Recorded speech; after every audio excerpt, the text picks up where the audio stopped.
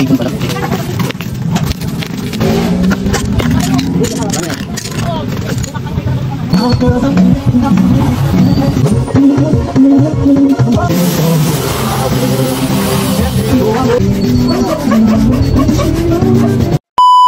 Yeah, what's up? Meron nga pala dumating na parcel dito para kay Tigas. Ito nga pala ang aking mga kakailanganin upang makulayan o may restore ng bahagya si Tigas. Inutang ko nga lang pala to sa Shopee sa may SPay later. At yan, dumating na rin siya agad. Maraming salamat. Kaya naman ihinanda ko na rin agad ang mga gagamitin para malihan na itong mga parts ni Tigas. Ayan ang tubig. At yan, hinanda ko na agad. Tinupi-tupi ko na ang liha. Meron pa ako mga ibang order pa na inaantay, kagaya ng seat cover at decals na ikakabit ko dito ay Tigas. In-order ko pa yun ang galing Indonesia. Kaya siguro medyo matagal pa. Nung chinek ko siya sa Shopee, nasa Indonesia pa rin siya. Kaya sa tingin ko medyo matatagalan pa ang pagpipintura dito kay Tigas dahil syempre aantayin ko yung decals. Kaya siguro lilihain ko na lang muna to. Sprayan ko ng primer para lumabas kung may mga kailangan bang masilyahan dito sa mga parts ni Tigas. Kada nagawa nga pala ako ng motor, meron talagang pagkakataon na talaga naman pinahihirapan ako ng piyesang aking kinakalikot. Katulad ng tangke na to, sticker lang, talaga naman masyado akong pinahirapan.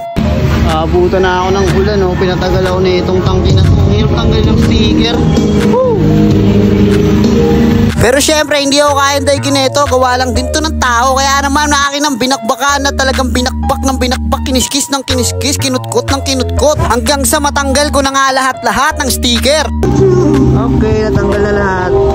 Siyempre pagkatapos kong tanggalin, binakbakan ko na agad ito ng pagliliha. Talaga namang kinuskus ko ang mga kantuhan nito. Talagang pupuliduin ko ang pagkakapintura dito kasi ito ang pinakamahalagang parte ng motorsiklo. Pagdating sa pagpapaganda ng motor, isa to sa pinakaunang nakikita ang ating mga gastong. Kaya naman ito talaga ang isa sa mga pinagpukusan kong lihain kasi yung ibang parts madali lang naman yun dayain. Bali hindi ko na sinagad ng pagliliha tong mga parts ni Tigas. Yung mga medyo bakong parts lang talaga ang aking pinuruhan ng pagliliha dahil kakapalan ko naman to ng primer at mga ilang patong ng pintura ang gagawin ko dito dahil nagawa ko na yon sa mga pyesa na diyo ko dati. Kahit na may kalaliman ng gas-gas, kailangan lang daanin ng onting liha at makapal na primer, kayang-kayang habulin. Ayun ang ginagawa ko sa mga pairings ng diyo ko dati. Kaya naman susubukan ko i-applyan dito sa mga parts ni Tigas. Sa tingin ko naman magiging maayos ang kalalabasan nito dahil nagawa ko na siya noon. Sa parts na to, ito na pala pinakauli kong nililiha ang cowling ni Tigas. At yan, ito na ang kinalabasan. Hanggang dito na lang muna. Hanggang sa muli, maraming salamat sa mga